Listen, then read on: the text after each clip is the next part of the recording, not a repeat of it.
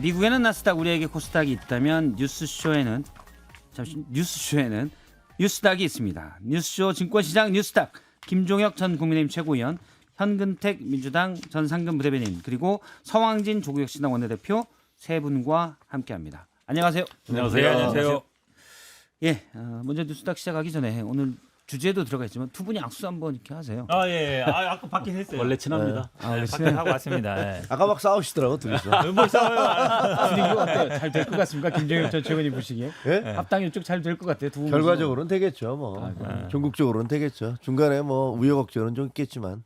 아직 민주당의 아주 유명한 현근택 대변인님과 조국혁신당의 주력인 서왕준 원내대표님이 악수를 하는데 막 적극적이진 않고 그렇습니까? 그렇다고 또 뭐 좀 깨림직한 그런 것도 있는 것 같지 않아요? 5월 동주라고 그러잖아요. 뭐. 아니 저는 사실은 지금 당직에서는 조금 많이 물러나 있고요. 아니면 저 부시장 하다가 복귀해서 지금 특별한 당직은 안 맡고 있어요. 네. 그러니까 아주 그냥 일반 당원 126만 명 중에 한 사람일 뿐이고 여기는 또 핵심 의원이시고 그러니까 제가 뭐 감히 뭐라고 할 수 있는 현 변호사님은 사실은 대통령님하고 아주 친한 사이여서 그 마음을 상당히 잘할 겁니다. 예. 알겠습니다. 오래되긴 했습니다. 변호사 때부터 알았으니까. 그렇죠. 2007년 정도부터 알았어요. 네. 일단 그래서 어떤 현근택 전 대변인님의 말씀은 내 악수에 무게를 두지 마라. 나는 그냥 당원의 한 명일 뿐이다라고 이해를 하도록 하겠습니다. 그러면 오늘 뉴스닥 키워드 세 분이 상한가, 하한가 키워드부터 일단 나는 뭐다. 뭐 이유 배경 빼고요. 요것부터 짚고 가도록 하겠습니다. 김종혁 전 최고위원님. 국민의힘 내전 하한가인데 그 구체적으로는 뭐 친한계 찍어내기죠. 근데 사이드카도 없이 그냥 바닥으로 지금 계속 추락하고 있는 것 같습니다. 사이드 카드 없이 네. 매도 중지 이것도 없이. 자, 서왕진 조국혁신당 원내대표님. 모욕과 음모론만 넘쳐나는 합당론이 하한가입니다. 합당론이 하한가. 수식어가 좀 앞에 붙었고요. 마지막으로 현근택 변호사님. 내가 오랜만에 이 종목 선정을 해가지고 종목을 잘못 골랐는데 약간 ETF로 올라오셨어요? 잘못 고른 것 같아요. 약간 뭐 레버리지를 잘못 고른 것 같은데 아무튼 강선우 구속영장 이게 사실 우리 당 이슈라서 그렇죠. 제가 하한가 고를 일이 아닌데 어쨌든 종목은 잘못 골랐어요. 누워서 침을 뱉고 계시죠. 그러니까 현근택 오랜만에 변호사님이- 나와가지고 제가 아마 오랜만에 이 종목 선정하다 보니까 약간 좀 실수했습니다. 현근택 변호사님이 워낙 또 방송 많이 하셔가지고 예전에도 저랑 꽤 했었거든요. 실수를 가장하고 할 말 하시는 거예요. 그렇죠.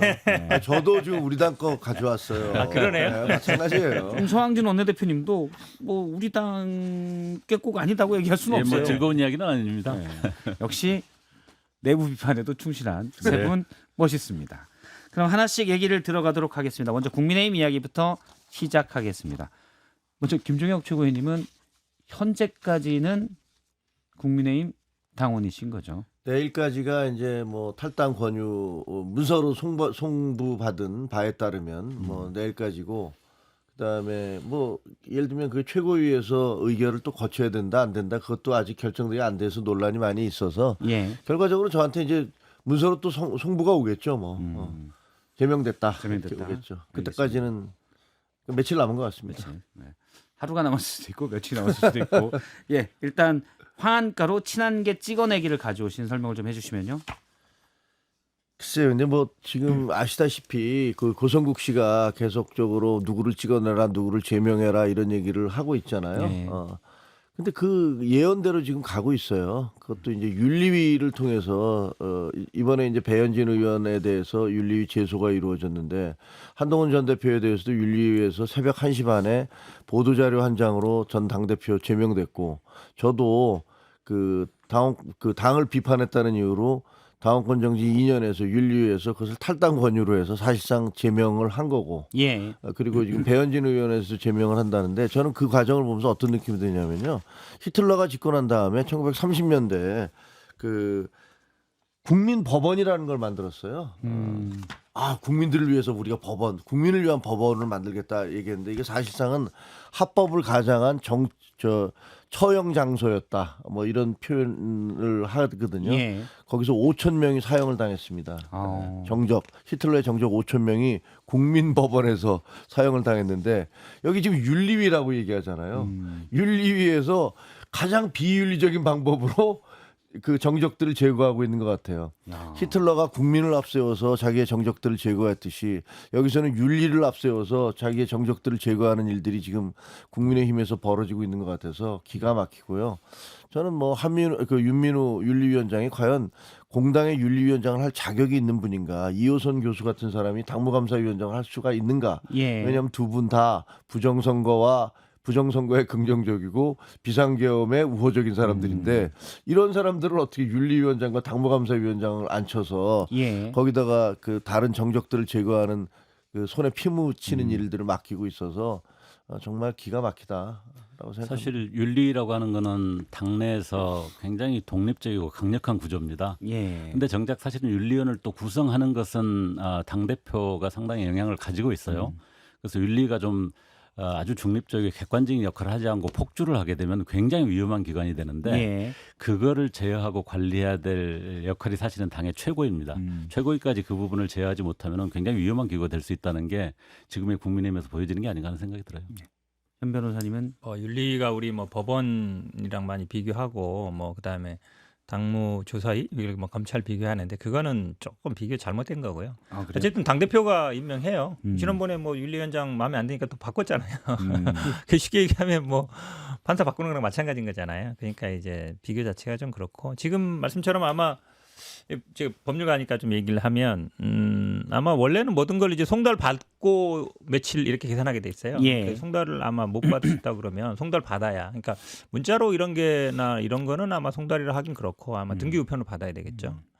그다음에 지금 말씀하시던데 이제 제명에 또 만약에 최고위를 거쳐야 되느냐? 그러면 이제 탈당 권유하고 제명하고 차이가 없어지게 돼요. 예. 예. 그러니까 아마 또 다시 최고에서 거치는 거는 좀 아닌 것 아닐 같고 거다. 상식적으로 보면. 그런데 뭐 그거는 이제 법률적 얘기고. 그런데 어쨌든 지금 장동혁 대표 같은 경우에는 본인이 원하는 거를 뭐 단식을 통해서 한동훈 전 대표는 제명했고 그다음에 다른 분들도 이제 제명 수순으로 가는데 저는 근데 지금 얘기 나오는 뭐 배현진이나 아니면 다른 분들도 그럼 다 제명할 거냐 그렇게까지는 저는 안 갈 것 같아요. 예, 왜 그러냐면 일단 이건 엄포용이다. 예, 약간 좀 조용히 있어라. 이거 정도지. 만약에 현역 의원들을 만약에 뭐 제명하거나 징계하기 시작하면 이게 굉장히 수습하기 어려운 국면에 갈 수 있거든요.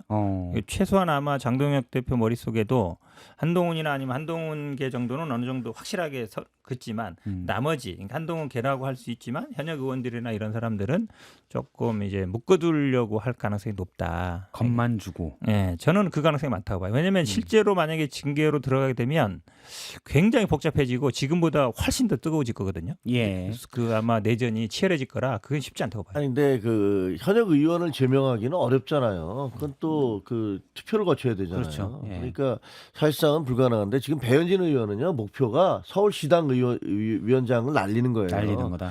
서울시당 위원장이 지방선거를 앞두고 비례대표 공천권도 있고 그다음에 서울 시내에 있는 40개가 넘는 당협들에 대해서 그 공천 영향 점수나 이런 것들에 영향을 행사할 수 있잖아요. 예. 그러니까 그런 얘기가 계속 나왔어요. 원래 서울시당 위원장을 조정훈 의원. 조정훈 의원을 시키려고 했었잖아요. 그쪽에서 친윤들이 밀었어요. 예. 근데 배현진 의원이 됐단 말이에요. 경선했다가 조정훈 의원이 안 됐죠. 거기서 친윤들이 굉장히 충격을 받았다. 조 의원은 물론이고 그런 얘기를 들었어요. 그리고 배현진 의원이 되고 난 다음에 바른 소리를 하고 있잖아요. 당 지도부에 대해서. 예. 그러니까 어떻게 해서든지 서울시당 위원장을 날리자 이런 목표지 의원직까지 날리는 거는 제가 보기에는 거의 불가능하고 왜냐하면 지금 문제를 삼은 게 그 한동훈 전 대표에 대한 제명이 잘못됐다는 것을 21명이 성명서를 냈다. 예. 그거를 지금 배현진 의원한테 책임을 묻는 거잖아요. 근데 그 배현진 의원이 쓴 것도 아니거든요. 그 중에 정확히는 아마 저 강북 쪽에 부상찬 의원이 쓰신 거예요. 예. 하신 거예요. 근데 정확하게는 저 얘기가 있더라고요. 그 서명한 사람 중에 일부는 압박감을 느끼고 했다. 뭐 이렇게 한 것 같아요. 아니에요. 그거는 반대. 그래요? 다른 그러니까 쉽게 보면 친윤들이 원외 당협위원장들 지지 예. 성명을 냈는데 예.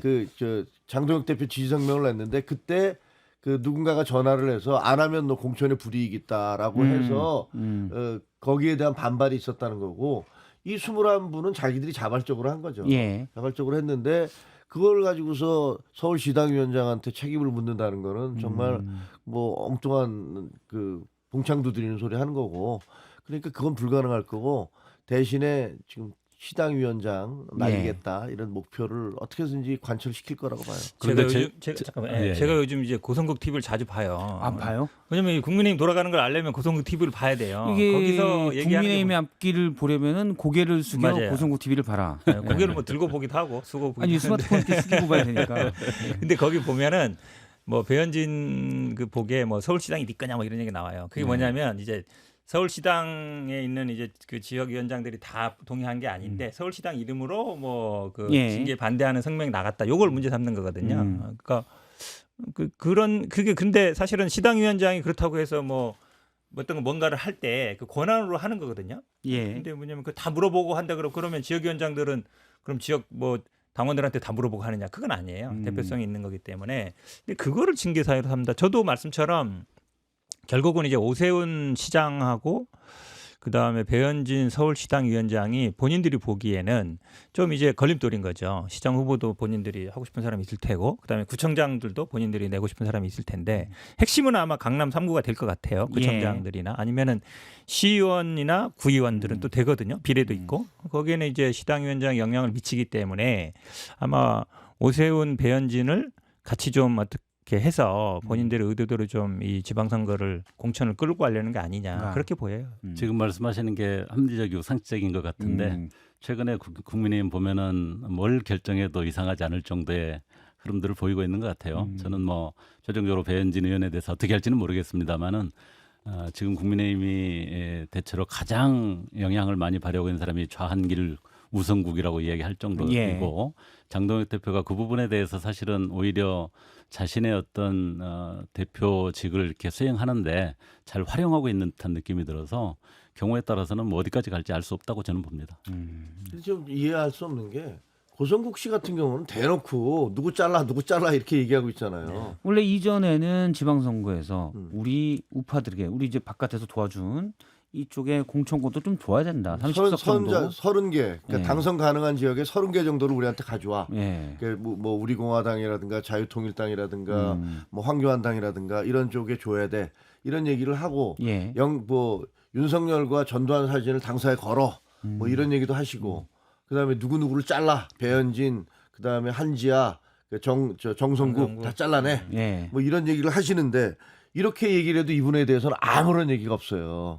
그리고 전한길 씨가 뭐 해외 갔다 돌아오면서 장동혁 대표 말이야 우리가 원하는 대로 안 하면 당신 날릴 거야. 뭐 이런 식의 얘기 하잖아. 지지 철회할 거야. 그리고 뭐 약속한 건 없지만 비상계엄에 대한 영화 당신 가서 보기를 권유해. 예. 뭐 이런 식으로 대놓고 당대표에 대해서 이런 식의 겁박과 압박을 가하는데도 여기에 대해서는 입도 뻥끗하지 않습니다. 그런데 당내 국회의원들과 정상적인 어떤 프로세스에 의해서 항의를 하고 문제를 제기하는 것은 거기에 대해서 뭐 윤리위에서 징계를 하겠다라고 얘기하는 게 도대체가 앞뒤가 맞지 않는 말이어서 뭐 이런 식의 일들이 벌어지고 있으니까 국민들이 그걸 지켜보면서 어이가 없겠죠. 저는 참 궁금한 게 사실은 지금 최근에 국민의힘을 보면은 가장 국민의힘의 어른 역할을 하는 사람은 윤석열, 뭐 죽었지만 전두환, 예. 전광훈 이런 분들인 것 같고 아까 말씀드렸듯이 가장 영향이 강한 사람은 좌한길 고성국인데 그 정도면은 장동혁 대표가 지금 당을 끌고 가는 방향성들을 아주 명확하게 정했다고 보거든요. 그건 예. 뭐 명확한 구구인데 구구의 길인데 거기에 대해서 용납할 수 없는 뭐 우리 김종혁 대표 최고위원을 포함해서 많은 분들이 계신데 이제는 좀 따로 고민해야 되지 않습니까? 왜 그 움직임이 없죠? 아니 뭐 제가 얘기하는 건 아니지만 어떤 네. 당에서 많은 지적들을 하고 있잖아요. 지적들을 하고 있고 그러니까 거기에 몰려서 그 장동혁 대표가 뭐 재신임 투표를 뭐 하겠느냐 뭐 하겠느냐 어떻게 보면 굉장히 협박성 발언을 한 거잖아요. 그런 발언이 나온 것조차도 그 이전에 뭐 계속 비난이 쏟아지니까 필리버스터를 해서 넘어가셨고 그다음에 한동훈 전 대표 제명한 다음에 비난이 쏟아지니까 단식으로 또 넘어가셨고 이번에도 그 이후에 비난이 오니까 지금 그럼 전당원 투표할게라고 해서 넘어가시고 타협하지 있는 않겠다는 거예요. 뜻이잖아요. 이게 넘어가고 네. 있는 거지만 귀신 넘어가고 계시잖아요. 근데 저는 궁금한 게 2월 19일 날 윤석열 전 대통령에 대한 그 판결이 나올 때 그건 또 어떻게 넘어가시려는지 그게 참 궁금해요. 앞서 이제 뭐- 다른 생각이라고 말씀하시고 뭐 나와서 아니, 당을 만들어라 그렇죠. 이런 그런 얘기. 그 정도는 해야 되지 않나 싶을 정도로 지금 거리가 멀어졌기 지금 때문에 조국신당은 합당하려고 하면서 국민의힘 저희 나오는 건 건 아니고요. 뭐 그런 거 아닌가요? 이게 뭐 저희들은 제안받았을 아시겠지만 뿐이고요. 예전에 이제 바른미래당 경험이 예. 그 국민의힘 분들한테는 트라우마일 거예요. 왜냐면 그때 사실은 비슷하거든요. 그때도 그렇죠. 계엄은 아니지만 어쨌든 탄핵되고 그다음 만들었는데 근데 결국은 나중에 돌아갔잖아요. 예.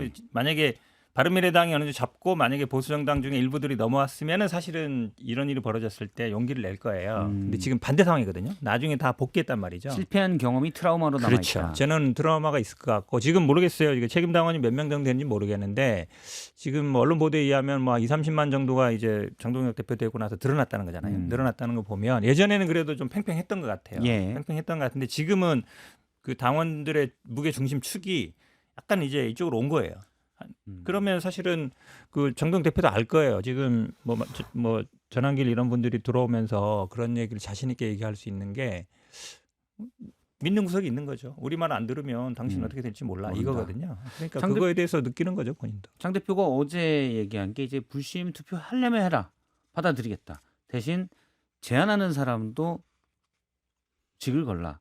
제가 김종혁 최고위원님 페이스북 보니까 내가 당협위원장 직만 한 이틀 정도 남은 것 같은데 이 직을 걸고 제안하겠다라고 했는데 당협위원장 가지고는 좀 안 된다는 안 되는 거 같습니다. 있는 것 같아요. 예, 저는 뭐 사퇴해라 무슨 뭐 재신임이 아니고 사퇴해라라고 얘기를 하셨는데 저는 어제 그 장동혁 대표 그 발표문 보면서 윤석열 전 대통령 계엄 포고령 보는 줄 알았어요. 48시간 이내에 복귀하지 않으면 전국민들 처단한다. 전부 다 처단하겠다라고 얘기한 거하고 내일까지 나한테 얘기하든가 아니면 입 다물어라고 얘기하는 거하고 그건 너무 폭력적이잖아요. 예. 그리고 누가 도대체 장동혁 대표한테 시한을 정할 수 있는 권한을 줬습니까?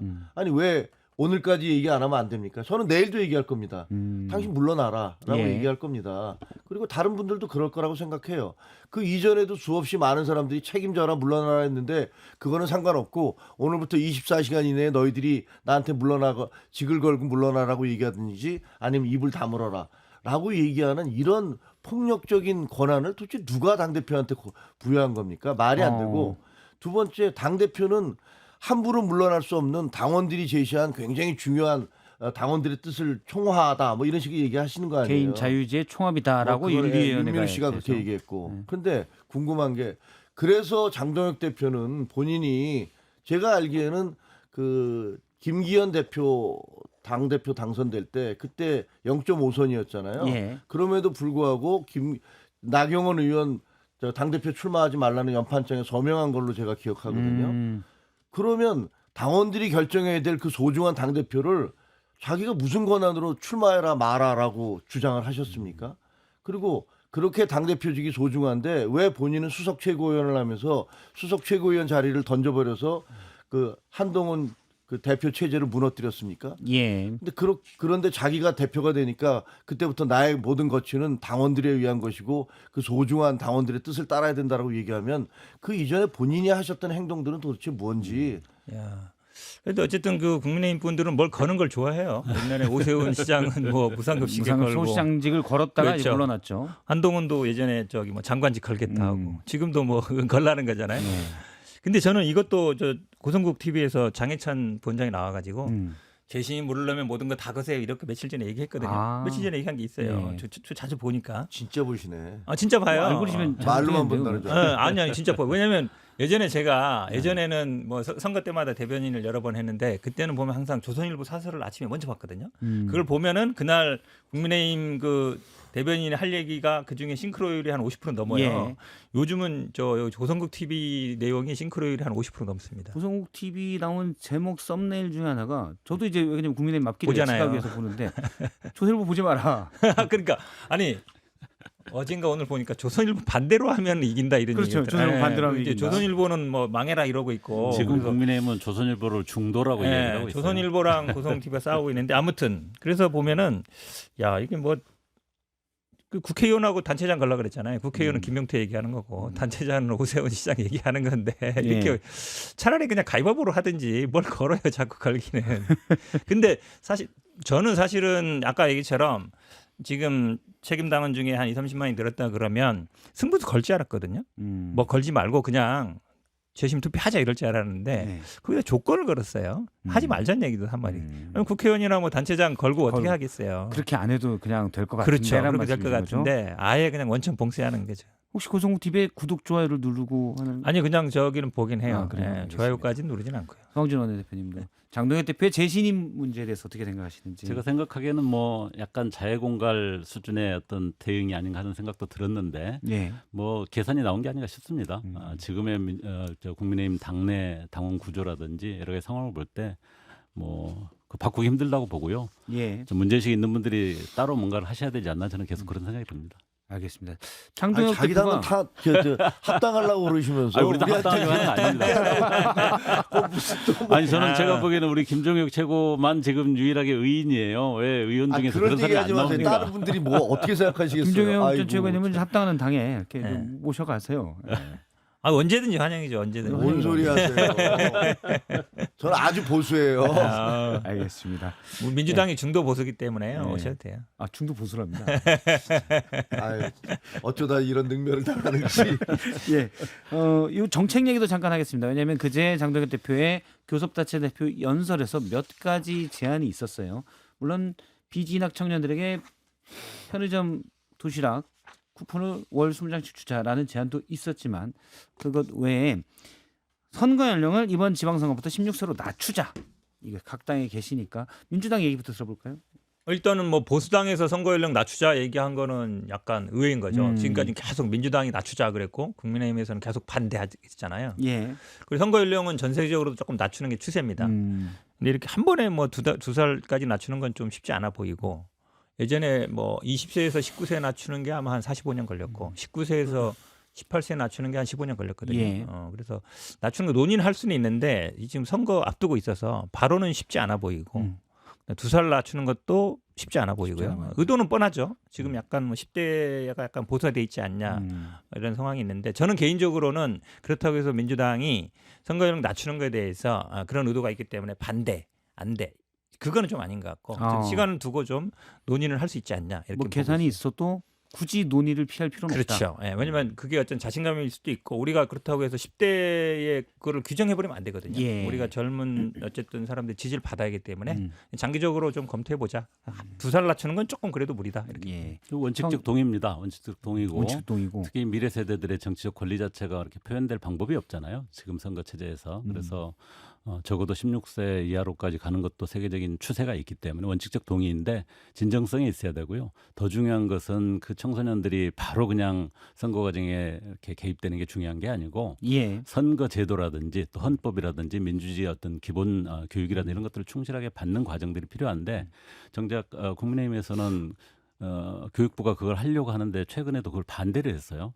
뭐 의원의 어떤 표현에 하면 운전 연습은 반대하면서 운전은 바로 시키자고 하는 그런 형국이기 때문에 좀 진정성이 없는 것 아닌가 하는 생각이 듭니다. 예. 김종혁 최고위원님은 어떻게 보시는지?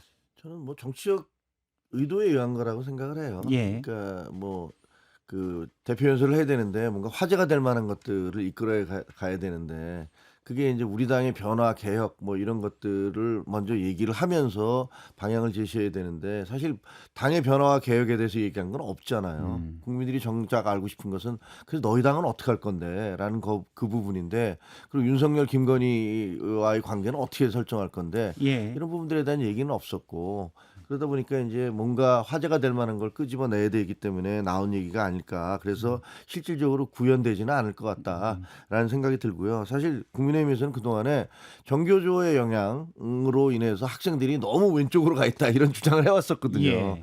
그러다가 이제 최근에 들어서 오히려 이제 그거에 대한 반발 그런 것들도 있어서 젊은 세대가 이거 좀 아닌데라고 하면서 국민의힘 쪽으로 보수 쪽으로 보수화되는 경향도 있잖아요. 그러니까 그런 것까지 계산에 넣어서 얘기를 하는 것 같은데 큰 틀에서는 뭐 낮춰지는 건 맞겠지만 갑작스럽게 2살이나 16살에 정치적인 성향을 결정할 수 있을까? 그거는 저는 좀 이상해요. 예. 너무 과하게 급진적으로 변화시키려고 그러는 게 아닌가라는 생각은 듭니다. 알겠습니다. 세 분의 말씀 종합하면 뭐 정치적 계산이 들어가 있는 제안이지만 논의는 해볼 수 있다. 그런데 2살은 과하다라는 걸로 세 분의 의견은 좀 정리가 되는 것 같아요.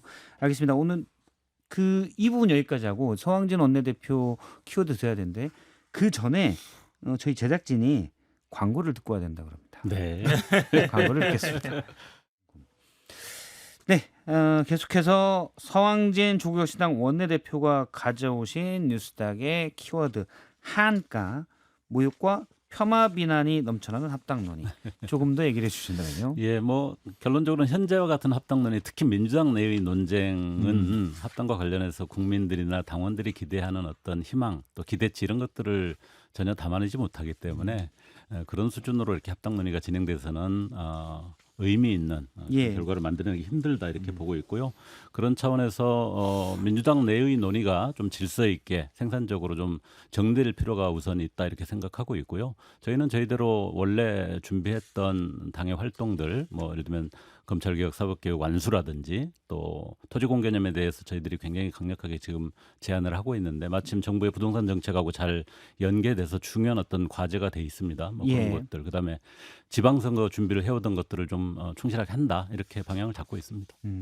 일단은 지방선거 준비를 하고 합당 논의는 지켜본다는 게 거고요. 그렇습니다. 저희 예. 공관위원장도 최근에 선임을 했고 또 후보 검증위 차원에서 지금 검증 작업을 시작을 했습니다.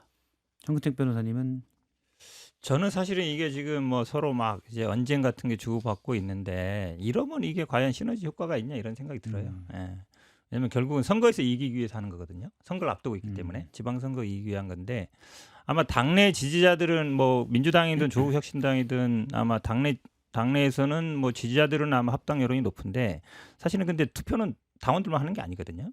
일반인들이 하는 거예요. 근데 묘하게도 지금 뭐 수치는 말씀은 안 드리겠습니다만 어떤 조사를 보더라도 일반인들 상대로 한 여론조사는 부정적인 여론이 훨씬 높아요. 예. 그거는 이게 선거에 도움이 안 된다는 얘기예요. 지금처럼. 왜냐하면 예를 들어 시너지 효과가 나려면 별 뭐 무리 없이 잘 서로 우리 잘해봅시다 하면서 쫙 이렇게 멋있게 퍼포먼스도 되고 돼야 되는데 지금 막 서로 막 말 주고받고 싸우고 있잖아요. 예. 그러면 이제 이미 제가 보기에 선거 승리를 위한 효과는 사라져 버렸다. 예. 그냥 부정 여론이 높기 때문에 그렇게 본다 그러면 모르겠습니다. 제가 보기에는 지금 흘러가는 구도로 보면 선거 승리라는 목적 달성은 이미 물 건너갔다. 물 건너갔다. 예, 봐서 그러면 이제 어떻게 할 거냐 문제인데 그거는 이제 정무적인 정치적인 판단이 필요하다고 보여요. 일단 뭐 지금 민주당 내에서 합당을 해야 된다라는 의견 또 합당하면 절대 안 된다라는 의견이 분분하기 때문에 이거는 사실 현근택 변호사님의 입장이 뭔지부터 좀 전제를 하고 얘기를 들어야 될 것 같아요. 지금 말씀하시는 것은 좀 합당은 괜찮긴 한데 지금은 효과가 반감된다 정도로 이해가 제가 돼서 보기에는 어쨌든 일단 나중에 뭐 이게 처음에 뿌리가 갔기 때문에 예. 합쳐야 되는 건 맞아요. 맞는데 이제 시기적으로 지금 지방선거에 이렇게 시끄럽게 합당을 해서는 제가 보기에 뭐 시너지 효과가 없고 일단은 선거 이후로 좀 밀어두는 게 낫지 않냐. 개인적으로는 그런 생각하고 있습니다. 예. 저는 그냥 선거 승리라고 이게 뭐가 선거 승리할 것이냐 합당해야 된다 예. 아니다 그대로 가야 된다라고 얘기하는 그냥 명분일 뿐이고요. 선거를 계기로 해서 지금 민주당 내에서 벌어지고 있는 조국혁신당 내에서 어떻게 뿌리가 같으니까 예. 홍전의 싸움 같은 게 벌어지고 있다고 생각해요. 그러니까 중국에서 옛날에 홍이라는 것은 이데올로기를 앞세우는 분들이고 전이라는 것은 전문가 그룹, 그러니까 테크노크라트이잖아요. 예. 그러니까 지금 보면 여기 김어준, 유시민, 정청래, 조국 이런 분이 이제 홍 쪽인 것 같고, 그다음에 이게 이재명 대통령과 김민석 총리 그리고 친명 그룹의 최고위원들 이분은 전 쪽인 것 같고 좀 실용주의고 현실주의적인 것 같고 이쪽은 이제 그 명분과 이데올로기를 앞세우는 예. 것 같아요. 그래서 이쪽 지금 친문 그룹은 노무현, 문재인, 조국으로 이어지는 그렇게 얘기해왔던 서사를 완성시키려는 그런 마음속에 그런 생각이 마음속에 있는 것 같아요. 그래서 두 개의 그 가치관이 두 개의 태도가 선거, 지방선거를 앞두고 충돌하는 것 같은데 선거 출마자들은 다 싫죠. 왜냐하면 들어오면 서로 이해관계가 충돌하잖아요. 지금 현근택 변호사도 어디 나가시려고 그러니까 이거 혹시 조국 당이 들어오면 뭔가 좀 문제가 생기는 거 아니야? 변수가 생기는 거 아니야? 이런 것들 때문에 대부분 싫어하는 것 같고. 일단 용인에서 뭐 잘 정리해놨는데 갑자기 그렇죠. 저쪽에서 들어온다고 이런. 예. 아니 뭐 용인은 뭐 그런 걱정은 별로 없는 것 같고 근데 이제 그 말씀은 또 맞긴 맞아요. 선거 국면에는 이게 복잡해지거든요. 그리고 사실은 냉정히 따지면 그냥 복잡해지는 게 아니라 돈도 많이 들어요. 두 번 해야 되니까. 두 번 해야 경선을. 되니까. 그런 면도 있고 이런데 그걸 떠나서 제가 앞에 말씀드린 결국은 선거 승리에 도움이 되느냐 안 되느냐. 저는 기준 그 하나예요. 기준이 딱 하나. 그거 하나예요. 선거 승리에 도움이 되느냐 안 되느냐인데 내 일반인 선거 승리? 아니 우리 당의 선거 승리죠. 성진원 전체. 대표님 혹시 예. 용인에 준비하고 계신 조국혁신당 뭐, 그렇게까지 저는 말씀을 좀 아끼겠고요. 그 부분에 대해서는. 있구나, 있어요. 그죠? 그런데 사실은 선거 결과와 관련해서는 어떻게 하느냐에 달려 있는 문제죠. 지금은 이미 민주당 내에서 예. 너무 어떻게 보면은 소모적인 논쟁을 심하게 했기 때문에 국민들 눈에 또 당원들 눈에 좋게 보일 수가 없어요.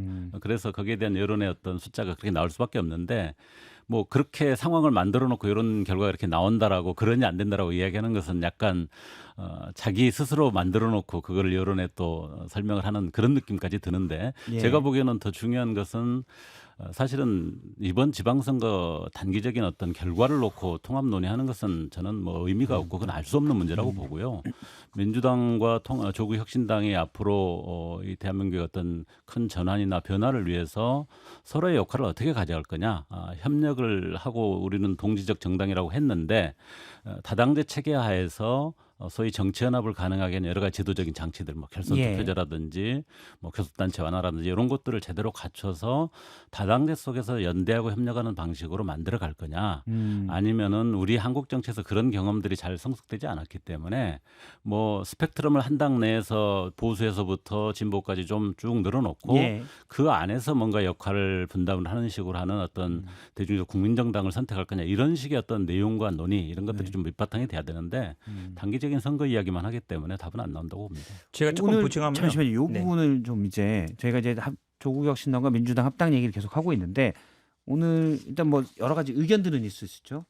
근데 동아일보 보도에 따르면 민주당은 합당 준비를 하는 것 같아요. 일단 2월 언제죠? 잠깐만데 2월 오늘 까지- 보도가 됐죠. 예. 예. 합당 절차를 3월 초까지 마무리한다. 오는 27일 또는 다음 달 3일까지 합당 신고를 마무리하고 그다음에 민주당 지도부에 조국혁신당 측 인사를 지명직 최고위원으로 지명하고 구체적인 배분에 대한 것도 좀 있는 실무적인 대외비 문건이 나왔다고 합니다. 이거는 당은 여러 논란이 있지만 합당 준비를 해서 간다라고 해석이 돼요. 근데 뭐 합당 절차는 아시겠지만 당내 절차가 있고 정당법당 절차가 있습니다. 예. 당내 절차라는 거는 여론 수렴하게 돼 있고 그다음에 전당원 투표를 하게 돼 있고 예. 그다음에 뭐 전당대회라든지 아니면 중앙위를 거치게 돼 있거든요. 그다음에는 이제 뭐 정당법상 합치해야 되고 뭐 신고해야 되고 이런 절차가 있거든요. 그 준비를 해야죠. 당연히 될 수도 있는 거기 때문에. 근데 이게 물론 뭐 많은 분들이 보면은 결국은 뭐 나눠먹기 아니냐. 아까 얘기 나온 것처럼 뭐 이게 뭐 그럼 당대표를 공동으로 할 거냐 아니면 예. 최고위원 줄 거냐 이런 게 사실은 어쩔 수 없는 얘기예요. 합당할 때는 나오는 얘기고 그다음에 뭐 만약에 후보자들이 있으면은 그 또 어느 지역은 어떻게 할 거냐. 근데 이거는 제가 보기에는 만약에 지금 지방선거 국면에서는 이게 만약에 합당 얘기가 안 나왔더라도 기본적인 조국혁신당의 입장도 그렇게 알고 있어요. 호남에서는 경쟁, 나머지에서는 연대. 연대라는 게 결국은 뭐 후보 간에 어쨌든 뭐 단일화라든지 아니면 예. 뭐 어쨌든 공동으로 아니면 지역별로 할 수 있는 얘기거든요. 근데 그거는 저는 비슷할 것 같아요. 지금 만약에 합당 논의가 되든 안 되든. 예. 그래서 크게 달라질 건 없지 않냐로 보는데 어쨌든 뭐 준비할 수 있는 거는 내부적으로 준비를 해야죠. 근데 아마 이 얘기는 뭐 지명직 최고위원 배려한다는 저 얘기는 뭐 예전부터도 나왔던 얘기라서 새로운 얘기는 아니에요. 새로운 얘기는 아니다. 이 문서 관련해서는 저도 뭐 보지는 못했고 당에서도 공적으로 민주당 한 번, 문서예요. 예, 네. 한 번도 뭐 전달되거나 협의된 바가 전혀 없는 민주당 내부 문서 같고요. 굉장히 전격적인 합당 제안 이후에 예. 그게 이제 정상적으로 진행된다면 뭐 어떻게 준비할 것인가, 아마 그걸 사무처 수준에서 준비한 문서가 아닐까 이렇게 보여지는데요.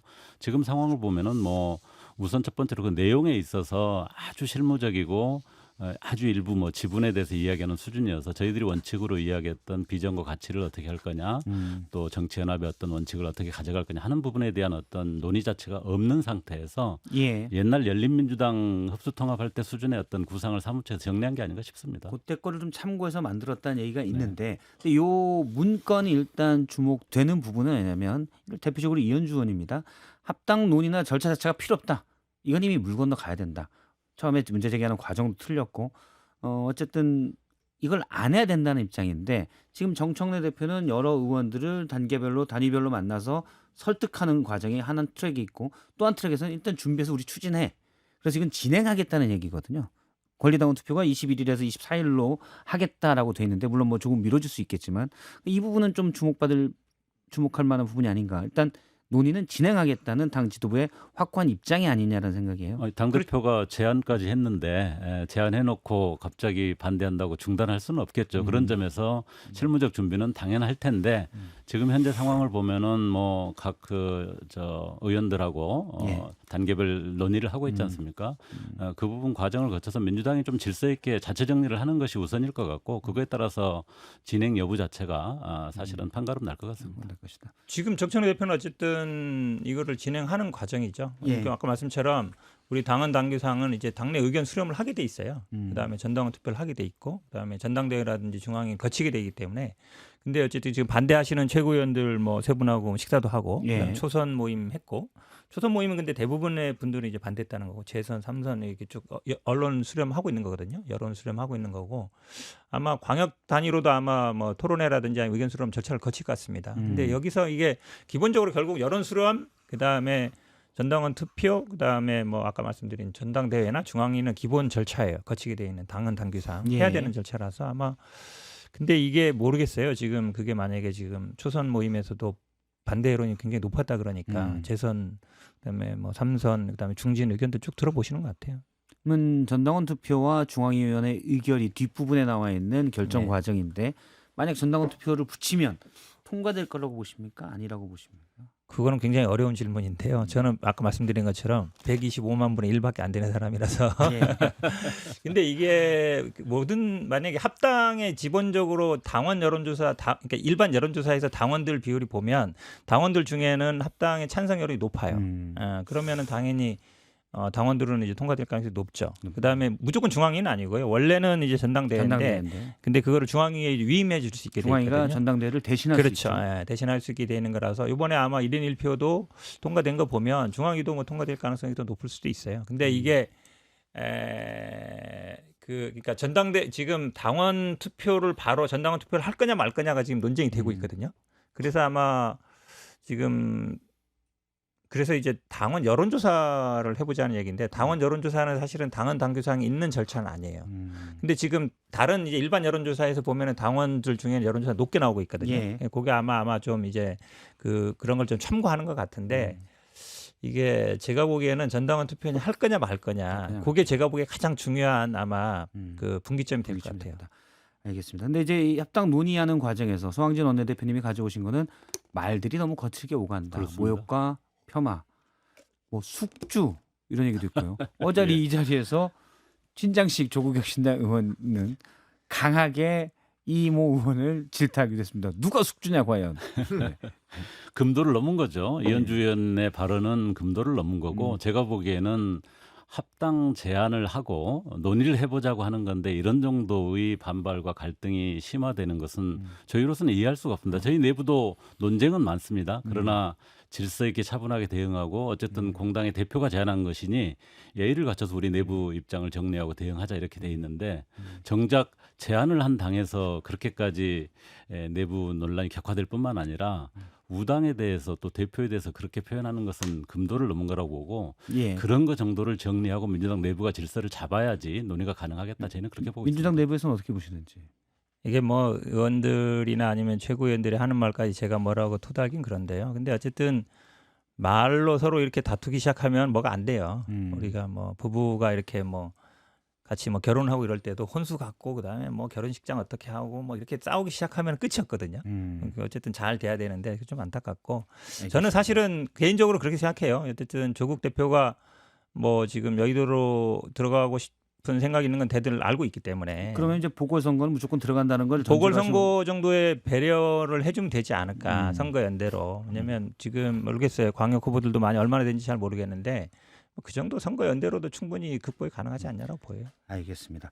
사실 김종혁 전 최고위원님께도 이 부분을 좀 질문 드리려고 했는데 관심 없다라는 걸로 지금 다른 일을 하고 계시거든요. 아니 그건 아닌데 지금 우리 코가 속자인데 거기 합당하든 말든지 너희들이 알아서 해. 뭐 약간 그렇죠. 이런. 저기는 뭐 합당하겠다고 싸우는 거고 우리는 잘라내겠다고 싸우는 거니까 가슴 아픈 얘기고 그다음에 저렇게 저당에서 저런 식으로 노골적으로 막 싸울 수 있는 건 우리가 약하기 때문이다. 예. 그런 때문에 자괴감도 좀 들고요. 결국은 될 거라고 봅니다. 결국 왜냐하면 이렇게까지 얘기해놓고 안 되면 그러면 양당의 민주당이나 조국혁신당의 타격이 너무 커요.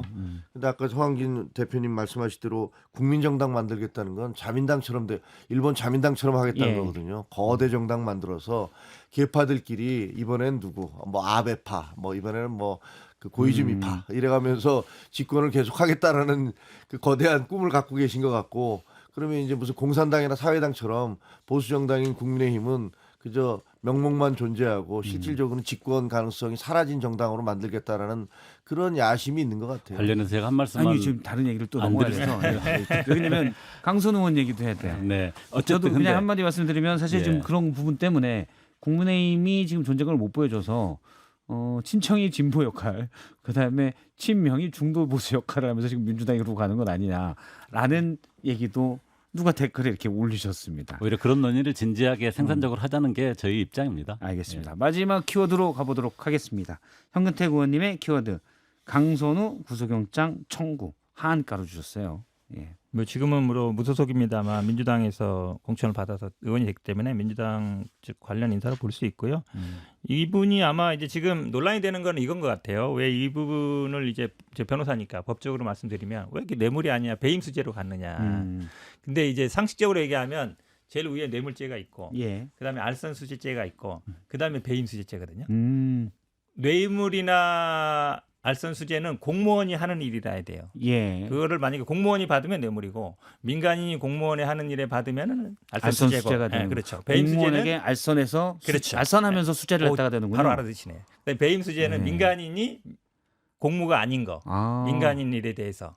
근데 이제 정당의 공천 업무는 정당은 일단은 공공기관은 아니에요.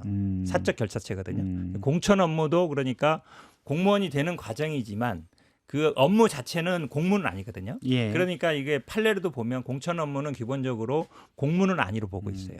그러니까 이제 배임 수재로 간 건데 그건 법리적으로는 제가 보기에 뇌물로 하기는 좀 쉽지 않은 상황인 것 같아요. 뇌물이 이제 가장 형량이 무거워서 그렇죠, 당연히. 예. 혹시 봐주기 아니냐 배임 수재 배임 증제로 검찰이 일단 경찰이 구속영장을 청구한 것 그렇게 보는 건데 그건 아니라는 현 변호사님의 말씀이시고요. 그렇죠. 네. 예. 뭐 사실은 이래서 이제 경찰에 수사하고 기소하는 단계에서 검찰이 그 문제에 대해서 법리를 어떻게 적용할 거냐 또 검토도 하고 예. 뭐 수사 보완 요구를 통해서 뭐 이렇게 판단도 하게 될 텐데 모르겠습니다. 저도 뭐 법리적인 건 아주 자세히 모르겠습니다만은 강선우 의원이 당시 공천관리위원이었어요. 예. 그리고 어쨌든 국회의원이라는 공무직을 가지고서 공천관리위원회 직위를 가지고 돈을 받고 또 공천에 영향을 행사했다라는 게 현재의 혐의지 않습니까? 그렇게 봤을 때 뭐 뇌물죄라고 하든 법리적으로 뭐라고 하든 국민들 입장에서 보면은 아주 현저한 권력에 의한 뇌물을 수여한 거다라고 이렇게 인식을 할 것 같습니다. 예.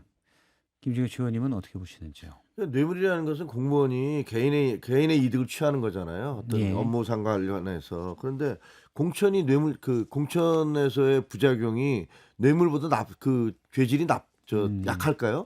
어떻게 보면 그거는 공적 가치를 침해한 거 아니에요. 예. 공천이라는 국민들의 어떤 선택을 받아야 될 대상을 자기들이 어떤 돈을 받고서 특정 사람들에게 이익을 주는 것은 어떻게 보면 수많은 유권자들 모두를 배반하는 행위잖아요. 그러니까 그것이 결코 그 죄질이 약하지 않다라고 생각이 되어지고요. 그리고 어찌 보면 이제 이번 일들을 통해서 뭐 민주당은 뭐 우리 당이 그럴 수가 없다라면서 뭐 홍보를 하시지만 여실히 드러나고 있잖아요. 어떤 짓을 저질러 왔는지. 예. 뭐 쪼개기 뭐 돈 1억 돌려준 다음에 진술 나온 거 보도에 따르면은 야 그 돈이 다시 갖고 와. 그 대신에 누구한테 쪼개서 갖고 와. 이렇게 얘기하고 나중에 또 그 원금으로 문제가 될 것 같으니까 야 그 중에서 일부는 다시 돌려줄게. 어떻게 보면 이거 완전히 그냥 범죄 중에서도 가장 치사하고 치졸한 범죄를 저지른 거예요. 그러니까 이런 부분들에 대해서 이게 무슨 개인의 에러고 시스템 에러가 아니다라는 정청래 대표의 얘기는 그야말로 말이 안 되는 얘기고 좀 스스로를 돌아보셔야 될 것 같다라는 예. 생각이 듭니다. 한 40초 정도 남았는데 현근택 제가 민주당 현근택 변호사님이 종목을 잘못 골랐다 그랬잖아요. 근데 이게 뭐 ETF로 제가 그래서 보시지 왜. 법률적인 얘기만 할게요. 이게 아마 지금 뭐 뇌물이냐 뭐 배임 수재냐도 있는데 아마 또 이게 돈을 실제로 받았느냐 아니면 언제 알았느냐 이런 것도 쟁점이 될 것 같아요. 증거 인멸 부분도 있고요. 그다음에 왜냐면 뭐 지금 이 진술이 엇갈리기 때문에 그다음에 이게 뭐 불체포 특권 포기 얘기도 나오는데요. 이게 자꾸 법 얘기도 죄송한데 헌법상으로 불체포 특권이 그냥 있는 거예요. 민주당이 거기에 동의할까요? 자 잡아가십시오라고 할지 아니면 그거보다는 안 이제 됩니다, 본인의 그럴지. 예를 들어서 그냥 본인이 그냥 통과시켜 주세요 하든지 저는 만약에 뭐 그냥 여러분이 처분에 맡기겠습니다 그러면 저는 아마 그냥 당에서는 당론을 안 정할 가능성이 높다. 아. 자유투표에 맡길 가능성이 높고 그러면 아마 통과될 가능성이 많지 않나 이렇게 봐요. 통과될 가능성이 높다. 조기혁 신당은 혹시 나온다면 뭐 체포동의안 가결을 고민할 문제가 아니고 예. 정당 민주주의 근간이 흔들리는 거고 근데 그게 보통은 국힘 발의였는데 민주당 발의라는 점이 굉장히 심각한 문제입니다. 이거는 아주 진지하고 근본 문제를 해결해야 된다. 저희 동공천 방지법도 예. 제안을 했는데 꼭 일단 통과시켜야 여기까지 됩니다. 듣고요. 저희가 5초 남아서 약간 10분 정도 클로징하고 조금 더 얘기를 하시죠. 네. 네, 세 분 말씀은 조금 이따가 유튜브에서 좀 더 이어가도록 하겠습니다.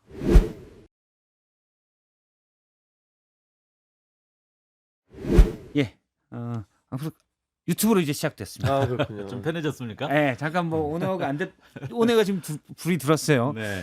아까 저희가 막 광고 나갈 때 했던 얘기 하시면 안 돼요. 네. 성진 대표님 하시면 안 돼요. 제가 보기에는 저 우리 현 변호사님이 조심하셔야 될 것 같은데. 아니에요, 저는 괜찮습니다. 저는 뭐 항상 뭐 농담입니다. 성진 원내대표님 아무 말 않고 계셨습니다. 강선 의원 얘기 아까 좀 하시던 네, 거 네, 제가 네. 끊어서 죄송합니다만. 예. 강선 의원 건은 사실은 같이 의원 활동을 했고 또 동료들로서는 여러 가지 어려운 점도 있을 거라고 생각합니다만은 예.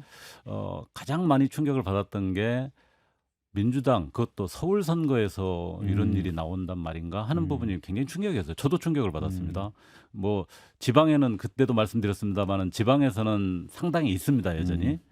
그것도 정말 넘어서야 될 문제인데 서울에서 아직까지 있다는 건 상당히 광범위하다는 거고 예. 그걸 뭐 휴먼 에러니 뭐니 이렇게 이야기하는 것은 너무 아니한 접근이다. 좀 문제를 직시하고 여기에 대해서 근본적인 해법을 만들어야 된다고 보는데 첫 번째로는 사실은 공천 부분에 있어서 민주당이 상당히 투명하게 예. 당원 중심으로 한다 이런 방향은 나와서 이건 좋다고 보고 또 하나 저희들이 제안했던 게 이제 동공천 금지법인데요. 예. 이런 행위를 하는 그 정치인들에 대해서 자격정지가 지금은 대략 한 10년입니다. 20년으로 강화해야 된다는 점. 거기다가 그냥 이 받은 것 정도가 아니라 가중 처벌을 해서 더 많이 배상하도록 하는 것. 그다음에 그렇게 만들어진 그 선거에 대해서는 그 지역구에 대해서는 정당이 공천을 못하게 하는 공천 것. 못하게 하는 거. 그리고 가장 좀 새롭게 이야기하는 게 그런 후보를 추천한 정당에 대해서 국가보조금이 있는데 그 부분에 대해서 한 5% 정도를 삭감하도록 하는 것 이런 것들을 저희가 이제 이미 현금 공천 방지를 위한 법안으로 예. 만들었는데 민주당의 의지가 있다면 그런 부분들을 좀 분명하게 받아서 통과시키면 좋겠어요. 그런 의지를 보여줘야 된다고 생각합니다. 알겠습니다. 뭐 원칙적으로는 다 맞는 말씀이에요. 예. 당내 이런 특히 서울에서 또 네. 이렇게 이런 일이 벌어졌다는 게 뭐 입이 열 개라도 할 말이 없죠. 그리고 뭐 지방도 지방이지만 수도권도 이제 거의 이렇게 민주당이 지금 아까 우리 방송 시간에도 얘기했지만 민주당이 이제 주류 정당이 돼가고 있거든요. 예. 수도권 내에서도 그러다 보니까 이게 벌어지는 일이에요. 공천이 당선.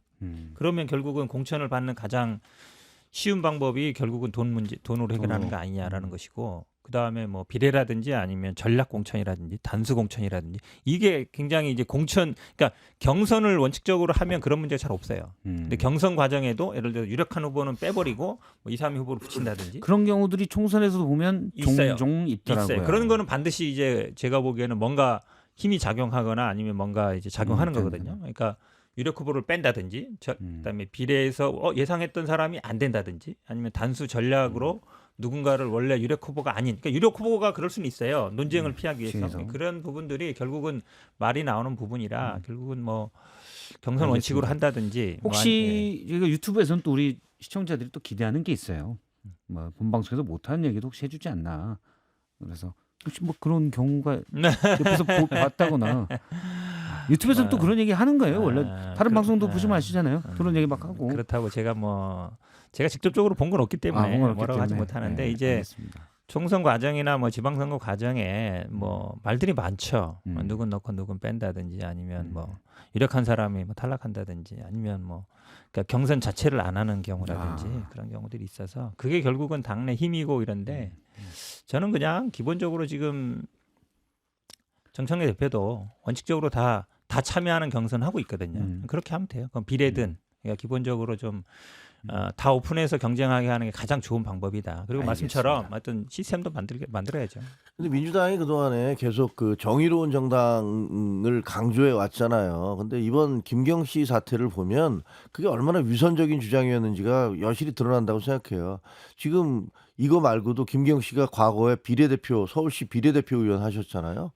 그 비례대표는 그러면 그냥 당선이 되는 건데 그거는 그냥 된 겁니까? 그때 공천은 어떻게 된 거죠? 거기에 대한 것 논의가 당연히 누구든지 압니다. 일반 공천보다는 비례대표 공천이 훨씬 더 복마전이라는 거 알거든요. 그다음에 이분이 강서에서 시의원 된 다음에 아까 얘기한 대로 쪼개기 후원부터 시작해서 뭐 현금으로 갖다 달라 뭐 이런 얘기까지 있었다는 거 아니에요? 저 강선 의원 이거 물론 보도된 내용이니까 그렇지만 진실은 아직 모릅니다. 이런 부분이 있었고 그다음에 이분이 영등포 구청장으로 또 가기 위해서 또 지역을 바꿔서 영등포 구청장으로 가려고 거기다가 3,000명이나 되는 그 당원을 우리가 예. 모집하겠다. 근데 그 3,000명을 내가 당비를 다 내줄 테니까 이거 뭐 신천지입니까? 뭐 신천지하고 통일교하고 뭐가 다릅니까? 근데 한 개인이 3,000명이나 되는 당원을 불러다가 당비를 내가면서 이 사람들을 가입을 시키면 그러면 구청장이 될 수 있다라고 생각을 하는 건가요? 그리고 그 당협위원장한테 국회의원한테 잘 보여서 보면은 그냥 전체적으로 공천 복마전이에요. 공천 복마전인데 이런 부분들에 대한 논의는 없어요. 지금 그 개인의 비리로 지금 무슨 김경과 강선우 꼬리 자르기 뭐 이렇게 얘기가 되고 있는데 김병기 원내대표도 관계돼 있지 않습니까? 예. 이런 부분들에 대해서 민주당이 항상 남들 손가락질 해오셨는데 그 부분에 대해서 어떻게 할 건지에 대한 얘기는 한마디도 없잖아요. 우리 공천 앞으로 잘하겠다 뭐 이런 얘기만 하지 실제로 저 전수조사를 해보든지 그다음에 그 시스템을 어떻게 고치겠다라는 얘기는 안 하고 있거든요. 일단 휴먼 에러로 규정을 했기 그렇죠. 때문에 그리고 예. 시간만 지나기를 바라는 거예요. 그럼 다음에 뭐 보면은 저는 이제 뭐 알겠습니다. 그 반대당에 있으니까 좀 비판이 신랄할 수밖에 없습니다만 그 성비위 사건에 대해서 보면 다 성추행 이런 거 다 민주당에서 많이 나오지 않습니까? 그래서 그 시장 이런 분들도 서울시장, 부산시장 다 그만둔 거 아니에요? 예. 충남지사도 마찬가지고 그러니까 성비위 문제도 그렇고 그다음에 공천 헌금 문제도 그렇고 이런 모든 비리를 주로 많이 저지르는 게 어딥니까? 그게 민주당이에요. 근데 그러면서 무슨 뭐 알겠습니다. 국민에 대해서 현 변호사님 맨날 커피 드셨어요 내부 지금? 비판 네? 현 변호사님이 커피 꿀꺽 드셨어. 아이고 우리 김종혁 전 최고위원님이 그래도 뭐 자당 얘기할 때도 그렇고 우리 민주당 얘기할 때도 그렇고 아주 뭐 세게 얘기하시죠. 그렇죠. 왜냐하면 자당 비판도 세게 하시기 때문에 네. 민주당 비판이나 우혁신당 비판도 세게 할 수 있는 기회를 드려야 돼요. 안 그러면 내부 총질로만 비춰지기 때문에 충분히 시간을 드렸습니다. 고맙습니다. 네, 충분한 시간을 듣고 네. 다른 얘기를 혹시 뭐 답변하실 거는 죄송합니다 별로 말고 없어요. 없죠. 아니, 저는 네. 그러면 꼭 한 가지만 말씀드리고 네. 싶어요. 뭐 우리 현 변호사님이 반론을 안 하시기 때문에 저희가 가장 강조하고 있는 것 중에 하나가 이제 뭐 서울에서 이번 사건이 있습니다만은 영남과 호남으로 가면 더 심각합니다. 아 더 거기는 심각하고 뭐 공천만 되면 무조건 되니까요. 공천 뭐 심지어는 지금 2인 선거구제 하면 1, 2번 해놓으면은 그것도 아주 정말 기술적으로 아주 교묘하게 딱 1번, 2번 나눠서 투표를 해가지고 둘 다 무조건 당선됩니다. 공천이면 당선이기 때문에 예. 뭐 다른 일을 할 필요가 없어요. 공천을 받으면 되고 공천 권한이 지방으로 갈수록 그 지역구 국회의원이 아주 막강한 힘을 가지고 있어요. 뭐 부패 구조가 안 나올 수가 없습니다. 그 뭐 조사해 보면 어마어마하게 나올 텐데 조사가 잘 안 되고 있었는데 예. 그래서 저 작은 정당들이 강력하게 요구하는 게 제발 2인 선거구제를 최소화시키거나 아예 폐지하고 최소한 3, 5인 선거구제를 만들자. 그러면 적어도 3, 4, 5번에 있어서는 작은 정당들이 참여하고 뭔가 경쟁도 되고 그렇게 만들어진 지방의회가 지방행정 정부를 견제도 하고 균형도 할 예. 수 있는 체계를 만드는데 지금 정개특위가 만들어졌지 않습니까? 민주당 9명, 국민의힘 8명, 비교섭단체에서 조국혁신도 1명. 한 명. 가동이 안 돼요, 가동이. 양당 다. 좀 더 진지하게 이 문제에 대해서 정개특위를 가동해가지고 지방선거 예를 들면은 3.5인 선거구제를 만드는 거라든지 아까 이야기한 동공천 방지법을 예. 통과시키는 진정성을 좀 보여야 된다. 이렇게 다당제가 생각합니다. 제도로 자리 지켜서는 제도가 그렇게 돼야 되는데 이 제도를 만드는 게 거의 절대적인 양당 체제로 그렇습니다. 제도를 만들려고 하고 있기 때문에 아니 근데 거기서 그거는 논리적인 모순이에요. 왜 지방선거에서는 다당제를 얘기하면서 그러면 조국혁신당은 왜 민주당하고 합당하려고 합니까? 조국 제가 하려는 얘기를 바로 하시네 지금. 자, 계속 그렇게 말씀을 하시는데 조국혁신당은 제안한 바가 없습니다. 조국혁신당이 아. 일관되게 제안했던 그럼 안 것은 하겠다고 하셔야죠. 조국혁신당이 일관되게 제안했던 것은 아유. 정치연합을 위해서 정치연합의 전제가 되는 교섭단체 기준 완화라든지 또 결선 투표자라든지 이런 걸 일관되게 제안했고 대선 전에 그 합의까지 했는데 전혀 지켜지지 않습니다. 우선 민주당이 책임을 약속을 안 지키는 게 더 큰 문제고 정개특위에서 예. 그 논의를 해야 되는데 민주당과 국민의힘 전혀 논의하지 않습니다. 어쨌든 지금 말씀처럼 이번 지방선거는 각자 치르자는 것 같아요. 결론적으로 보니까. 근데 이제 그런 거 저도 말씀에 공감하는 게 뭐냐면 2인 선거구에서 나오면 2명만 내는 경우가 꽤 있어요. 예. 그럼 전국적으로 한 4,500 정도 되는 걸로 알고 있거든요. 기초에서 이 그렇죠. 선거고. 그러면 사실은 무투표 당선이에요. 그렇죠. 예. 한 명씩은 되니까. 한 명씩은 되니까. 되니까. 그러면 사실은 민주당, 국민의힘 한 명씩. 한 명씩. 왜냐하면 무투표가 어마어마합니다. 지금. 무투표가 많아요. 그건 사실은 공천 입구로 당선. 그 비례보다 오히려 더 쉽죠. 우리 투표를 선거제도 안 하는 자체가 거니까. 사실은 무너진 예. 거라고 할 수 있죠. 그거는 네. 조금 제가 봐도 지방선거에서 문제가 있어요. 그렇습니다. 기본적으로 왜냐하면 그 중에서 그럼 2명씩 내서 선택을 어떻게 해야 되는데 뭐 2명은 되는데 2명 공천해버리면 각 당에서 한 명씩, 각 당에서 한 명씩 그 조금 제도 좀 저는 이상. 우리 김종혁 최고께서 이렇게 관점이나 입장이 훌륭하시기 때문에 제발 좀 따로 분리를 하셔가지고 당을 만들어서 아니 여기는 합치력으로 정치개혁 부문에 대한 좀 획기적인 진전을 이루는데 저희들하고 좀 함께 협력을 했으면 좋겠어요. 이렇게 협력하는 거예요? 그러니까 조국당에서 우리 이제 그 합당 안 하겠다. 그리고 연동형 비례대표제의 원래 뜻에 맞춰서 우리가 그런 뜻에 의해서 됐으니까 우리는 이제 지방선거고 그다음에 그 총선이고 간에 다당제를 관철하는 것을 목표로 하겠다라고 하시면 정말 저도 박수 칠 것 같아요. 김종혁 최고가 따로 당 만들면 긴밀하게 한번 제가 논의하겠습니다. 그럴 능력 없어요. 은밀한 유혹을 계속 보내십니다. 나와라. 가서 한동훈 대표한테 한번 얘기해 보세요. 한 대표하고는 좀 안 친해서 그렇게 저희는. 안 하셔도 내일 모레면 나오게 돼 있어요. 왜 자꾸 그러니까. 그렇게. 잠시만요. 근데 성황준 원내대표는 혹시 예. 민주당과 조국혁신당이 합당해서 그러면 민주당 의원이 되시는 거잖아요. 그러면 거기서 다당제를 위해서 제도적 개헌, 예를 들어 지금의 어떤 잘못되어 있는 연동형 비례대표제를 고친다든지 그런 목소리를 내실 수 있습니까? 저희는 오히려 합당 논의의 기본 전제를 그걸로 보고 있습니다. 가장 중요한 원칙으로 생각하고 있습니다. 저희가 무슨 예를 들어서 합당을 해서 큰 당으로 들어간다 그래서 정치개혁과 관련해서 그동안 이야기했던 원칙, 방향 이것을 잊고 주장하지 않는다면 그건 말이 안 되죠. 예. 저는 사실은 합당과 상관없이 그 문제를 해결하는 것이 오히려 가장 일차적이고 중요한 과제라고 중요한 생각합니다. 이게 지금 알겠습니다. 말씀은 노 네. PD님, 네. 요거 인정 아웃 좀 잡아서 네. 혹시 합당 뒤에 조국혁신당 의견이 바뀌는지 박제를 해주세요. 예. 소수 정당을 위해서 기록으로 남겨주십시오. 네. 계속 조국혁신당이 합당된 뒤에도 의원님들이 그러는지. 이런 네. 문제도 있어요. 지금 이렇게 사실은 이제 지금 지방선거는 지금 현역 의원들이 님들이 직접 뭐 관여하는 건 아니잖아요. 근데 이제 다음 총선을 앞두면 민주당에도 이제 비례대표들이 많고 예. 조국혁신당은 전부 다 비례대표들이잖아요. 그럼 이제 지역구를 가야 되거든요. 근데 이제 지역이 민주당 같은 경우는 지역 의원님들이 거의 대부분 있어요. 예. 현역 아닌 데가 수도권에 거의 없어요. 그럼 이제 지역에는 또 지역에 출마하려면 그 지역의 연고성이 좀 있어야 되거든요. 연고 없는 분들은 쉽지 않아요. 그러면은 이게 말은 안 하고 있지만 다음 총선에 그런 비례대표나 이런 분들이 그럼 지역구를 어디로 갈 거냐. 그게 사실은 당내에서 굉장히 뜨거운 논란이에요. 그렇죠. 왜냐하면 다 지금 어딘가에는 다 현수막이 걸려 있어요. 다 알아요. 아는 사람들은. 어떤 분이 어디 현수막 걸었고 왜냐하면 새 인사라든지 의정보고 하는 거 보면 알거든요. 그럼 그분들이 이 지역에 나오겠구나 이 생각을 한단 말이에요. 그럼 그 지역에는 현역 의원이나 아니면 지역위원장들은 저분이 일로 와? 이 생각 안 할 수 없잖아요. 예. 수도권에 그런 일이 쫙 이렇게 벌어지고 있거든요. 그런 부분들이 합당에 지금 논의를 하는 과정에 굉장히 뜨거운 감자예요. 사실은 당내에서. 알겠습니다. 성진 원내대표님 혹시 현수막을 저는 지금 광주 시당위원장을 하고 있습니다. 광주시당. 예, 조국혁신당에서 광주시당이 광주 전남 출신이 유일해서 시당이네요. 예, 알겠습니다. 그럼 지금부터는 부동산 얘기를 잠깐 좀 해보겠습니다. 네. 이게 전 국민이 다 관심 있는 주제여서 대통령이 최근에 X를 통해서 양도세 다주택자의 양도세 중과 유예 조치를 끝내겠다. 그리고 실거주 아닌 분들은 버텨도 장기 보유 특별공제 이거를 줄이는 방안. 이것까지도 이제 뉘앙스로 좀 보냈습니다. 어떻게 보시는지. 근데 사실 저는 부동산 정책의 젬병이에요. 왜냐하면 이거 저는 부동산 재테크의 젬병이신 거고. 네. 그러니까 아시다시피 제가 일산에 분양받아서 들어가서 20년 살았고 한 집에서. 알죠, 제가. 그다음에 그 옆에 이사 와서 지금 똑같은 집에서 11년째 살고 있으니까 알죠.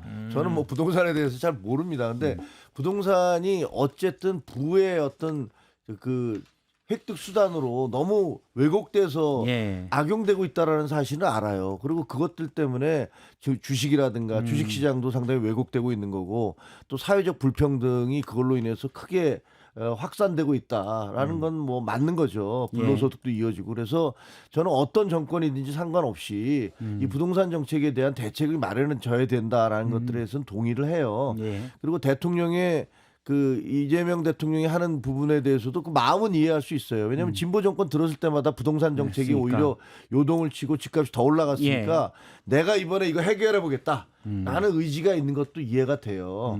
그런데 그 SNS를 통해서 굉장히 충격적인 요법을 계속 얘기하시잖아요.